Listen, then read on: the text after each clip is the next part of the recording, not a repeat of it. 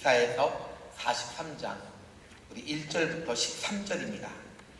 이사야서 43장 1절부터 13절 우리 같이 천천히 읽겠습니다. 시작. 야곱아, 너를 창조하신 여호와께서 지금 이스라엘아, 너를 지으신 이가 말씀하시느니라. 너는 두려워하지 말라. 내가 너를 구속하였고 내가 너를 지명하여 불렀나니 너는 내 것이라. 내가 물 가운데로 지날 때에 내가 너와 함께할 것이라. 강을 건널 때에 물이 너를 침몰하지 못할 것이며 내가 불 가운데로 지날 때 타지도 아니할 것이요 불꽃이 너를 사르지도 못하리니 대저 나는 여호와 내 하나님이요 이스라엘의 거룩한 이요 내 구원자임이라. 내가 애굽을 너의 속량물로 구스와 스바를 너를 대신하여 주었노라. 내가 내 눈에 보배롭고 존귀하며 내가 너를 사랑하는즉 내가 내 대신 사람들을 내어주며 백성들이 내 생명을 대신하리니. 5절입니다. 두려워하지 말라. 내가 너와 함께하여 내 자손을 동쪽에서부터 오게 하며 서쪽에서부터 너를 모을 것이며 내가 북쪽에 이르기를 내놓으라. 남쪽에 이르기를 가두어 두지 말라. 내 아들들을 먼 곳에서 이끌며 내 딸들을 땅 끝에서 오게 하며 내 이름으로 불려지는 모든 자 곧 내가 내 영광을 위하여 창조한 자를 오게 하라. 그를 내가 지었고 그를 내가 만들었느니라. 눈이 있어도 보지 못하고 귀가 있어도 듣지 못하는 백성을 이끌어내라. 열방은 모였으며 민족들이 회집하였는데 그들 중에 누가 이 일을 알려주며 이전 일들을 우리에게 들려주겠느냐. 그들의 증인을 세워서 자기들의 옳음을 나타내고 듣는 자들이 옳다고 말하게 하여 보라. 나 여호와가 말하노라. 너희는 나의 증인 나의 종으로 택함을 입었나니 이는 너희가 나를 알고 믿으며 내가 그인 줄 깨닫게 하려 함이라. 나의 전에 지음을 받은 신이 없었느니라. 나의 후에도 없으리라. 나 곧 나는 여호와라. 나 외에 구원자가 없느니라. 내가 알려주었으며 구원하였으며 보였고 너희 중에 다른 신이 없었나니 그러므로 너희는 나의 증인이요 나는 하나님이니라. 여호와의 말씀이니라. 과연 태초로부터 나는 그이니 내 손에서 건질 자가 없도다. 내가 행하리니 누가 막으리요. 아멘. 오늘 증인으로 부르신 하나님이라는 제목으로 함께 말씀을 좀 전하기로 합니다. 우리가 7월달이 되면 단기 선교로 많이들 움직이죠. 그래서 오늘 7월달에 이 선교를 나가기 위해서는 같이 한번 고백할게요. 증인이 될 때 나가서 할 말이 있습니다. 아멘. 증인이 될 때 할 말이 있고요. 반면에 할 말이 없다면 그냥 구경하다가 돌아오겠지요. 우리가 할 말이 있을 때 진짜 증인으로서 역할을 감당할 수가 있습니다. 그런데 이 증인이라고 하는 단어, 왠지 모르게 부담되는 단어가 증인인데요. 왜 그런가 했더니 이 증인이라고 하는 단어는 법적인 용어이기 때문에 그렇습니다. 누군가 저한테 목사님 하면서 제가 부탁 하나 할게요 라고 해서 하는 말이 저의 증인이 되어줄 것을 만약에 요구한다면 한 번쯤은 고민하겠죠. 내가 할 수 있을까부터 시작해가지고 그 자리가 어떤 자리인데 그 자리 잘못하면 위증이 되는데 하는 생각도 해볼 수가 있죠. 그런데 이 증인이 된다는 것, 증인이 갖고 있는 독특한 역할이 하나 있죠. 바로 그것은 문제를 해결할 수 있는 하나의 소통의 과정이 이 증인자만이 가질 수 있는 역할이다 라고 말할 수가 있습니다. 여러분, 저는 이렇게 생각했는데 여러분 증인하면 어떤 생각이, 어떤 이미지가 떠오르십니까? 이 증인하면 막혀있는 문제를 푸는데 하는 시작점이라고 말씀을 드렸습니다. 그래서 싸울 때요, 어떤 분들이 팽팽한 그 긴장감 속에서 막 우기고 있을 때 한마디 툭 던지잖아요. 증인 데리고 올게. 그리고 이 사람 말에 의해서 모든 것이 다 뒤집어 엎어질 경우가 종종 있습니다.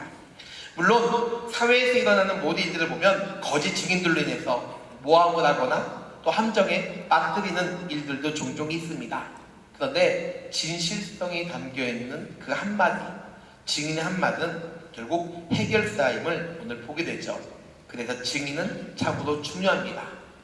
그런데 누군가 당신이 갖고 있는 문제에 있어서 내가 당신의 증인이 되어 주겠습니다 라고 할 때 이 증인 아무나 되는 거 아니죠. 그게 세 가지 조건이 있어야 합니다. 그 첫 번째가 바로 내가 보고 들은 것이 무엇인지 분명할 때 증인이 될 수가 있습니다. 어쩌면 내 생각에 어쩌면 그럴 것 같다, 만약에 뒤끝이 흐려진다면 그 증인으로 택할 수가 없겠죠. 그래서 내가 본 것에 대해서 확신이 있어야 합니다. 만약에 내가 본 것과 들은 것이 분명하지 못한다면 나중에 위중죄로 죄인이 될 수 있겠지요. 그래서 자신의 감정이나 느낌 그리고 자신 전 환경을 그것을 이야기하면 증인이 될 수가 없습니다. 두 번째는 증인은요 반드시 공개석상에서 증언을 할 때 증인의 가치가 그 안에 있죠. 즉 진실을 말하지 않은 증인은 설득력도 없고요 가치도 없습니다. 때로는 이 증언으로 말미암아 내가 손해를 보거나 또는 목숨의 위협을 느끼거나 모든 환경 속에서 내가 불합리한 가운데 처한다 할지라도 그것이 사실이라면 책임감을 갖고 외쳐야 되겠지요. 바로 그것이 증인자의 삶입니다. 세 번째 증인은 사건 판단에 중요한 단서가 됩니다. 즉 어떻게 그 사건을 보았는가에 따라서 사건에 대한 해석이 달라지기 때문에 그렇죠. 사실에 대해서 객관적으로 본 것을 증언할 때 그 증인자의 가치가 단서가 있다는 것. 그래서 증인이 된다는 것은 누군가를 위해서요 나 자신을 감추고 또 나를 포기하는 일, 또 상대방을 위해서 헌신하는 것이고 또 그 일에 대한 책임을 내가 질 수 있는 자. 그래서 증인이 된다는 것은 참 부담스러운 일 중에 하나입니다. 제가 오늘 서두에 이 증인에 대해서 말씀을 드린 것은 오늘 함께 읽은 이 교독한 이 말씀 10절에 보니까 하나님이 나를 선택해서 오늘 증인으로 세워주셨습니다. 우리 같이 한번 10절을 같이 한번 읽겠습니다. 10절입니다. 시작. 나 여호와가 말하노라. 너희는 나의 증인, 나의 종으로 택함을 입었나니 이는 너희가 나를 알고 믿으며 내가 그인 줄 깨닫게 하려 함이라. 나의 전에 지음을 받은 신이 없었느니라. 나의 후에도 없었으리라. 아멘. 하나님이 나를 증인으로 삼아주셔서 오늘 우리가 세상을 향해서 외치라고 합니다. 그 외침은 바로 하나님을 알게 하고 하나님을 믿게 하려고, 그래서 내 앞에 다른 신이 없다는 것을 외치게 하는 것이고요, 반면에 내 뒤에 다른 신이 없다는 것을 또한 증거하는 것, 이것이 오늘 증인된 자가 할 수 있는 고백이자 마지막이죠. 이것을 위해 오늘 하나님은 믿음의 사람들 한 사람 한 사람을 불러 모아 주셨습니다. 그렇다면 우리가 하나님 증인 되기 위해서는 여호와 하나님이 어떤 분이신지 누구인지 알아야 되겠지요. 모르면 전할 수가 없기 때문에, 모르면 알지 못하기 때문에. 여호와라고 하는 이름의 어원을 보면 히브리 동사 야하에서 나온 단어인데요, 이 뜻을 보면 같이 한번 고백할게요. 존재한다. 여호와 하나님이라는 뜻은 바로 존재한다 라고 하는 뜻을 갖고 있습니다. 존재한다. 그 존재는요 과거에서부터 시작해서 현재 그리고 미래에 걸쳐서 영원히 존재하시는 분이 여호와 하나님이라고 하는 뜻을 갖고 있죠. 즉 과거에 언젠가 다른 신으로부터 하나님이 창조된 그런 존재가 아니라 영원 전부터 존재하시며 결코 창조된 적이 없는 하나님을 가르칠 때 야하라고 하는 단어, 존재한다, 즉 여호와 하나님을 뜻하고 있습니다. 이것을 뒷받침해주는 구절이 출애굽기 3장 14절인데요 이 출애굽기 3장 14절에 보면 하나님 모세에게 자기 자신을 표현할 때 이렇게 이야기합니다. 나는 스스로 있는 자니라. 같이 고백할게요. 나는 스스로 있는 자다. 아멘. 바로 그분이 여호와 하나님이세요.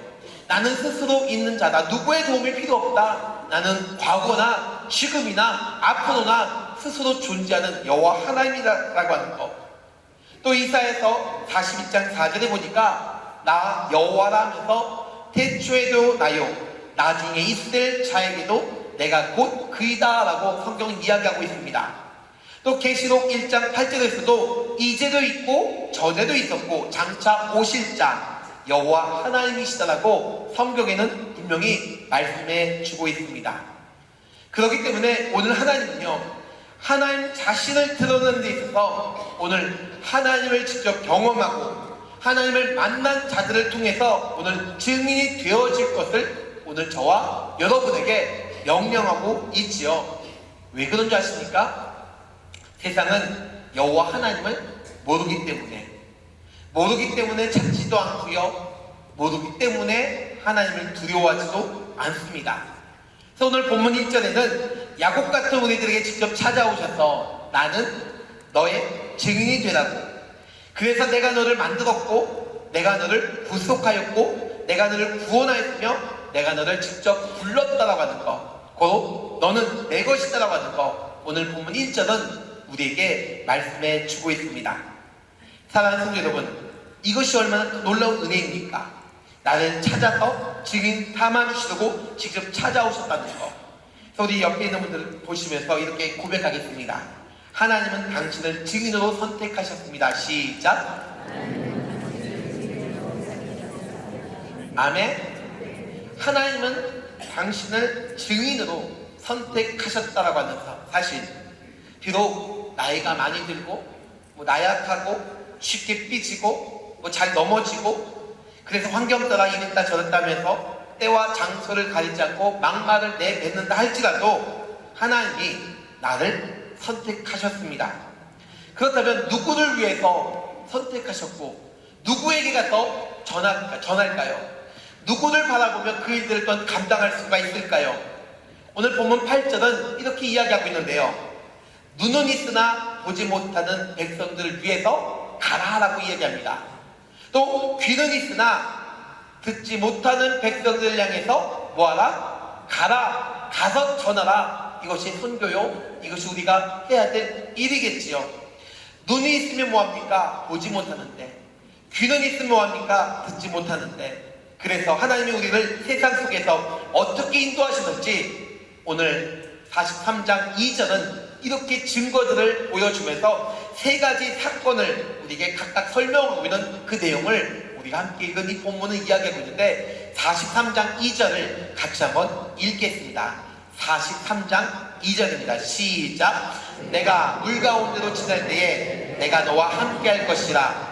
강을 건널 때에 물이 너를 침몰하지 못할 것이며 내가 불 가운데로 지날 때에 타지도 아니할 것이요 불꽃이 너를 사르지도 못하리니. 아멘. 이 말씀을 잘하는 말씀이죠. 그런데 이 말씀을 내 입장에서만 생각하면 우리 이렇게 고백할 수 있어요. 하나님, 본문에 보니까 물 가운데 지날 때도 너와 함께 할 것이고 강을 건널 때도 침몰하지 못할 것이고 불 가운데 지날지라도 타지 않는다고 했는데 왜 나는 가는 곳마다 막히고 가는 곳마다 타고 가는 곳마다 비난받으며 왜 가는 곳마다 실패하시니까? 라는 질문을 던질 수가 있어요. 그런데 신앙은요, 같이 고백할게요. 신앙은 내 중심이 아니라 아버지 중심이다. 아멘. 내 중심이 아니에요. 아버지 중심이에요. 오늘 우리가 이 말씀을 묵상하면서 이 세 가지 사건을 보기를 원하는데요, 이 세 가지 사건 속에서 왜 나를 선택하셨는지, 왜 나를 불러주셨는지, 왜 그런 곳에서 내가 살아남을 수 있었는지, 때로는 죽는다 할지라도 왜 그것이 주님께는 영광이 되는지를 같이 한번 나누기를 원합니다.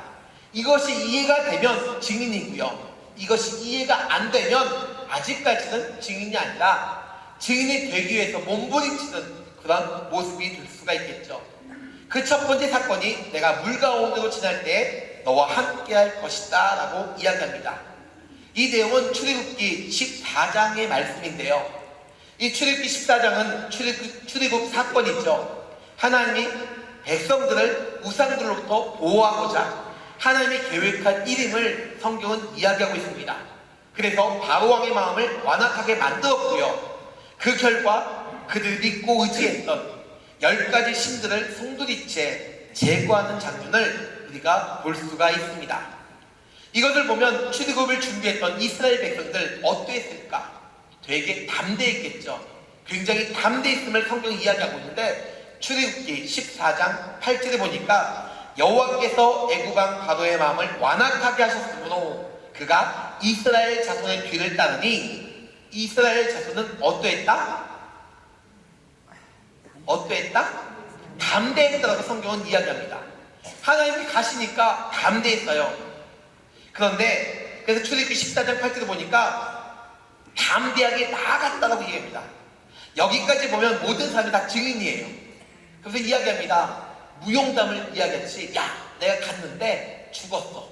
내가 쳤는데 죽었어. 그 뒤에 하나님 있다는 것을 까맣게 잊어버리고요. 내가 툭 치니까 뻗었대. 등등 이야기하면서 마치 무용담처럼 이야기하는 경우 얼마나 많이 있을까요? 그런데 10절에 보니까 이렇게 기록되고 있어요.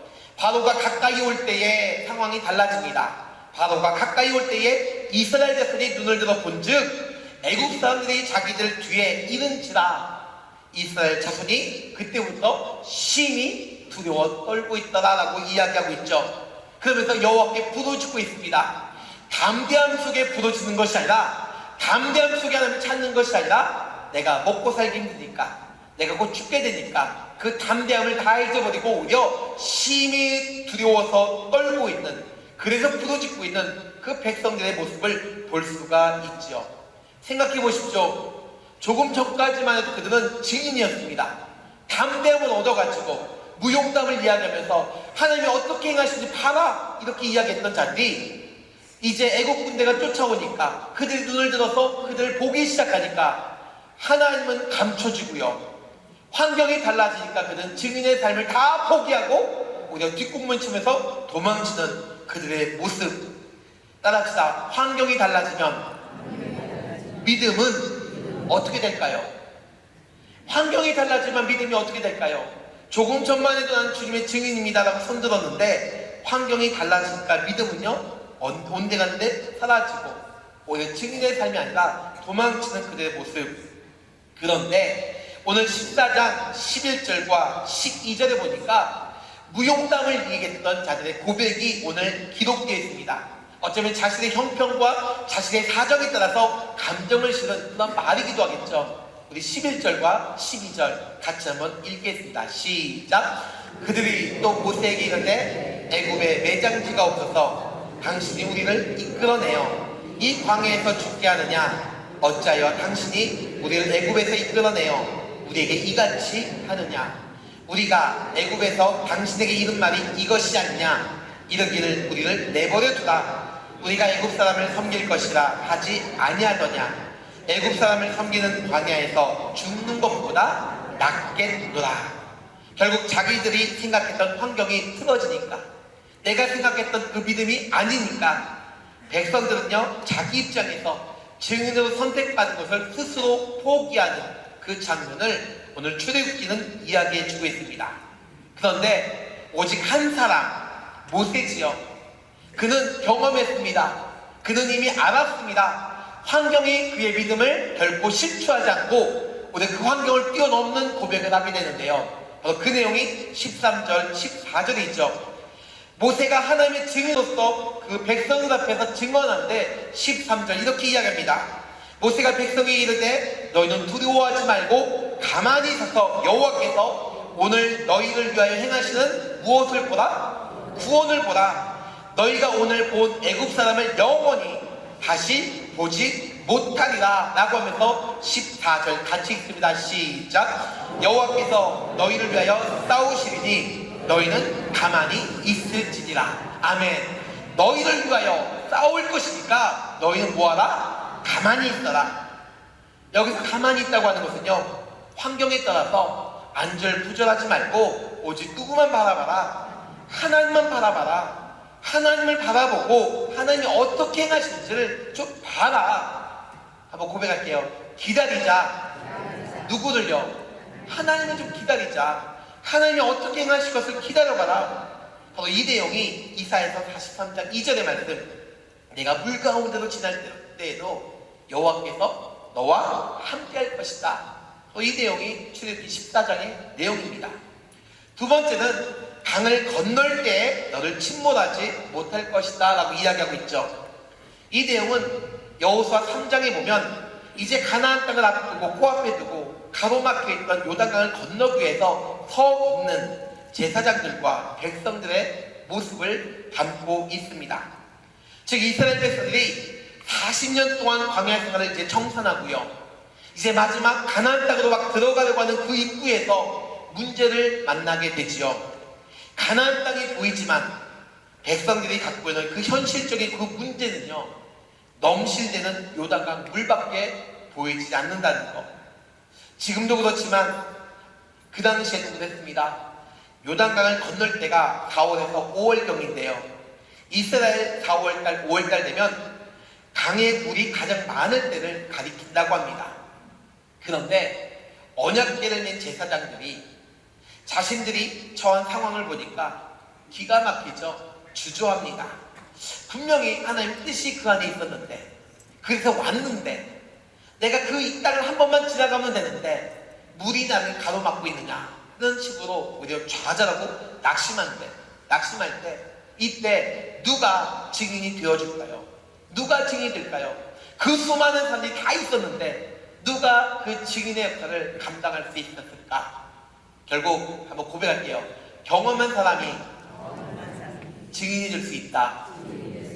아멘. 오늘 본문에는 누가 될 수 있을까요? 바로 여호수아가 증인의 역할을 감당하는 거죠. 남들은 못한다라고 할 때 여호수아는요, 아니다, 된다라고 이야기합니다. 그러면서 여호수아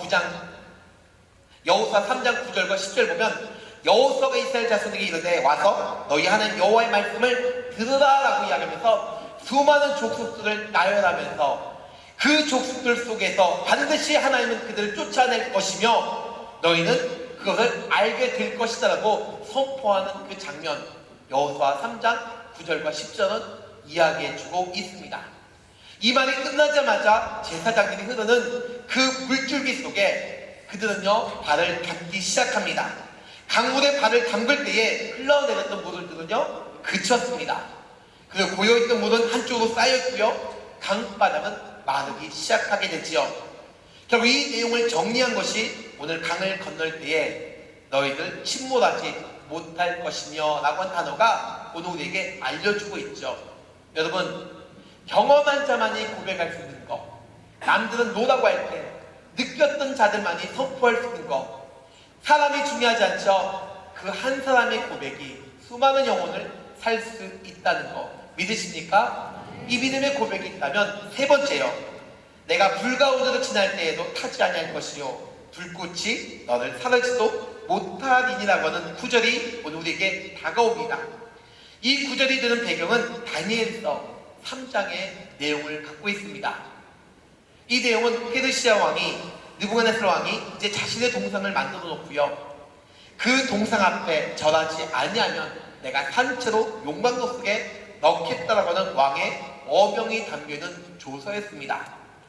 이런 상황 속에서 남들은요, 다 엎드려 절을 했지만 끝까지 증인의 삶을 선택했던 세 사람이 있지요. 누굽니까? 사드락, 메삭, 아벳느고였습니다. 이 세 사람은, 사람들은 그들에 대해서 이렇게 평가하고 있죠. 다니엘서 3장 12절에 보니까 이렇습니다.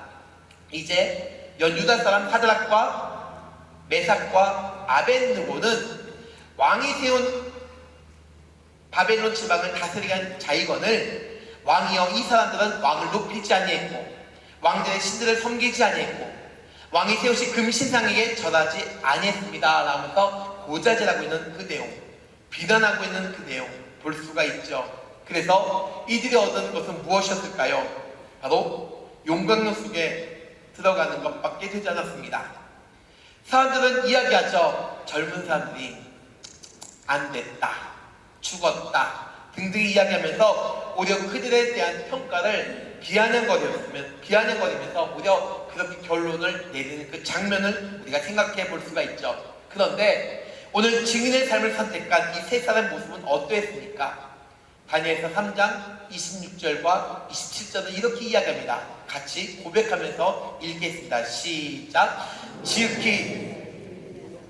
같이 읽습니다. 시작. 느부갓네살 왕이 맹렬히 타는 풀무불 아기가 가까이 불러 이르되 지극히 높으신 하나님의 종 사드락 메삭 아벳느고야 나와서 이리로 오라 하매 사드락과 메삭과 아벳느고가 불 가운데서 나온지라 총독과 지사와 행정관과 왕의 모사들이 모여 이 사람을 본즉 불이 등이 그들의 몸을 해하지 못하였고 머리털도 그을리지 아니하였고 겉옷빛도 변하지 아니하고 불탄 냄새도 없었더라. 아멘. 결국 사람들의 평가는 죽었다, 안 됐다, 이제 끝이다 라고 이야기했지만요, 그러나 하나님은 그들을 어떻게 하셨습니까? 오히려 지극히 높으신 하나님의 종이라고 불리움을 받으면서 그들의 이름을 부르기 시작합니다. 사드락, 메삭, 아벳느고야 이리로 나오라, 이리로 나와오라. 그러면서 지극히 높으신 하나님께 영광을 돌리는 그 장면을 우리가 볼 수가 있죠. 성도 여러분, 일반 법정에서는 증인들도요, 증인에 대한 신변 안전 조치로 세상에서도 보호를 받는 것이 오늘날의 현실입니다. 하물며 하나님의 부르심을 받은 주의 자녀들이 세상에서 증인으로 산다고 할 때 하나님이 어떻게 인도하실까요? 하나님이 어떻게 그들을 붙잡아 주실까요?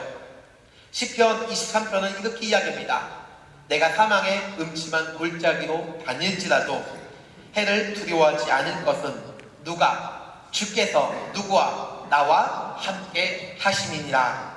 왜요? 주의 지팡이와 막대기가 나를 보호하시기 때문에, 안위하시기 때문에. 왜? 그 주님은 나의 목자이시기 때문에 나를 지키시고 인도하신다는 거 믿으시기 바랍니다. 이 주님이 나와 함께하기 때문에 내가 어떤 환경에 처하든지 간에, 내가 어떤 환경에 거하든지 간에 오늘 그 속에 주님이 함께한다는 거 믿으시기 바랍니다. 때로는 죽을 수도 있어요. 그렇죠? 세상 뜰 수도 있어요. 그러나 세상은 죽었다라고 하지만 우리에게는 같이 고백할게요. 천국이 있습니다. 아멘. 우리에게는 뭐가 있다? 천국이 있다고 하는 거. 이미 하나님께서 천국 백성으로 날 삼아주셨고 오늘 그쪽으로 인도하실 것을 확신하기 때문에 오늘 내가 죽는다 할지라도, 내가 살아있는다 할지라도, 그러나 내가 살았을 때는 충성이고 내가 죽었을 때는 주님께 영광의 삶을 살겠습니다라고 했던 자들이 오늘 증인의 삶임을 오늘 고백할 수가 있겠죠. 저는 이 내용을 가지고 늘 실버 분들에게 이렇게 고백합니다. 같이 한번 고백할게요. 내가 살았을 때는 충성이요, 죽을 때는 영광이요. 아멘. 제 교수님이 맨날 저희한테 외쳤던 구호예요. 살았을 때는 충성이고 죽을 때는 영광의 삶을 살아라. 여러분, 이것이 진짜 증인의 모습이 아닐까요? 이것이 진짜 증인의 삶이 아닐까요? 마태복음 10장 32절과 33절에 보면 누구든지 사람 앞에서 나를 시인하면 나도 하늘에 계신 내 아버지께서 그를 시인하실 것이다 라고 이야기합니다. 반면에 누구든지 사람 앞에서 나를 부인하면 나도 하늘에 계신 내 아버지께 그를 부인한다 라고 말씀하고 있죠. 즉 내가 세상 앞에서 주님을 인정하면 하나님도 나를 인정하고요, 내가 세상 속에서 그를 부인하면 그도 나를 부인할 것이다 라고 이야기하고 있는 그 말씀. 그렇다면 여러분, 오늘 이 말씀을 내 안에 심는다면, 적용한다면 나는 과연 하나님을 믿고 있는가라는 질문을 던져봐야 되겠죠. 우리가 몸된 교회를 섬기고 있습니다.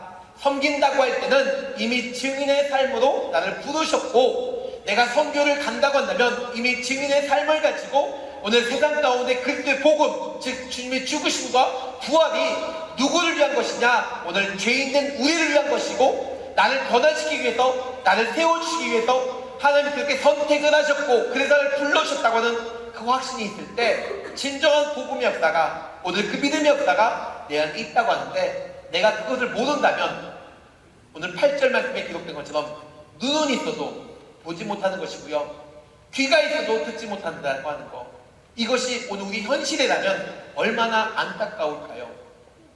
사랑하는 성도 여러분, 보는 자만이, 경험한 자만이 오늘도 말할 수가 있습니다. 반면에 느끼지 못했기 때문에 오늘 그냥 세월만, 시간만 낭비되는 거겠죠.